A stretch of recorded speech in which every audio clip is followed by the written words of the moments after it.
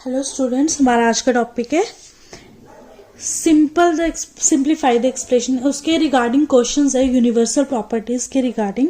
कई बार क्वेश्चन आ जाते हैं कि इस क्वेश्चन एक्सप्रेशन को सिंप्लीफाई करो, फिर उसके बाद जो भी इसका सोल्यूशन आता है, इसका आंसर आता है, उसका सर्किट ड्रॉ करो यूजिंग नैंड गेट को यूज करके। तो इसको सिंप्लीफाई कर लेते हैं। पहले कोई भी प्रॉपर्टीज जो हमने पीछे पढ़ी थी उनको यूज करके पहले सिंपल हम एक्सप्रेशन लिखेंगे। तो इसको यूज करके जो भी सिंप्लीफाई होता है उसको फिर हम नैंड गेट के अकॉर्डिंग इसका सर्किट ड्रॉ करेंगे।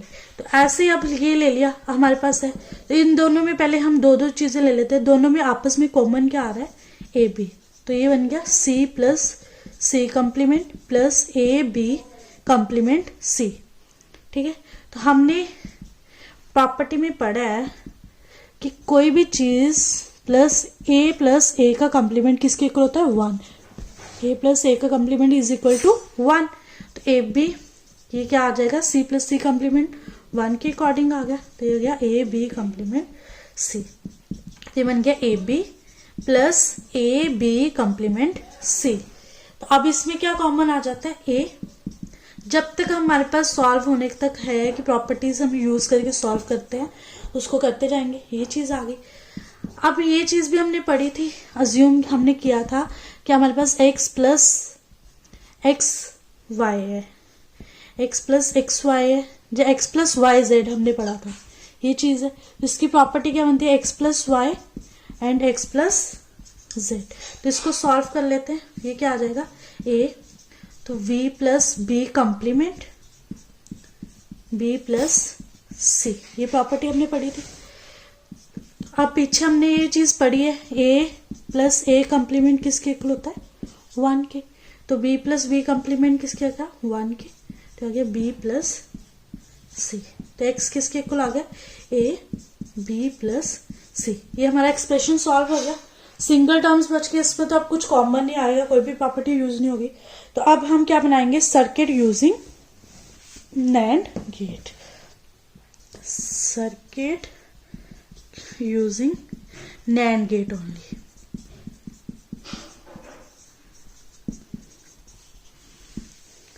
अब क्या है, 3 हमारे पास ए बी और सी दिया हुआ है। तो हम क्या करेंगे, कोई भी हमारे पास एंड गेट तो नोट गेट तो लगा ही नहीं हुआ, कॉम्प्लीमेंट भी नहीं है। तो अब हमारे पास ए बी और सी लगा है। तो ये देखो बी और सी के आपस में क्या है, ए हम पहले दोनों के साथ ए अटैच्ड है, तो ए और बी आपस में क्या है, बी और सी। तो हमने पीछे एक्सप्रेशन में देखा था कि नैंड गेट को हमने यूज करके और गेट बनाया था। तो नैंड गेट को और यूज करके और गेट कैसे बनाया था कि हमारे पास 2 सिंगल नैंड गेट लगे थे, जिससे ये बी कॉम्प्लीमेंट बन गया और सी कॉम्प्लीमेंट।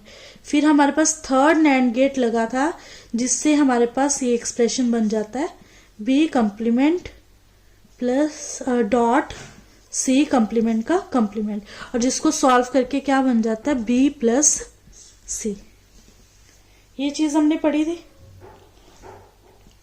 इसको हमने ऐसे किया था, B complement dot C complement का कॉम्प्लीमेंट, बी कॉम्प्लीमेंट का कॉम्प्लीमेंट प्लस सी कॉम्प्लीमेंट का, तो आ गया बी प्लस सी। ये बन गया, ये हमारी बी प्लस सी बन गई। अब हमारे पास क्या लगा हुआ है, ए।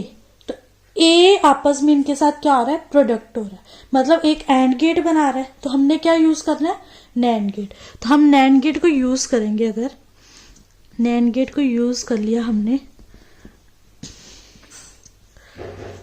ठीक है, तो एक लगी हमारे पास इनपुट आ गई ए की और दूसरी आ गई बी प्लस सी की। तो ये हमारे पास बन गया ए बी प्लस सी का कॉम्प्लीमेंट।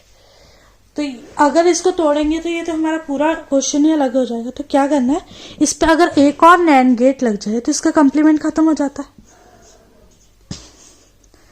ए बी प्लस सी का डबल कॉम्प्लीमेंट। तो हमारी आउटपुट क्या है, एक्स।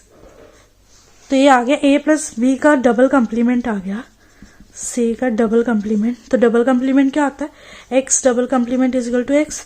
तो ये खत्म हो गया, ए बी प्लस सी। तो एक्स किसके इक्वल आ गया, ए बी प्लस सी के। ये था हमारा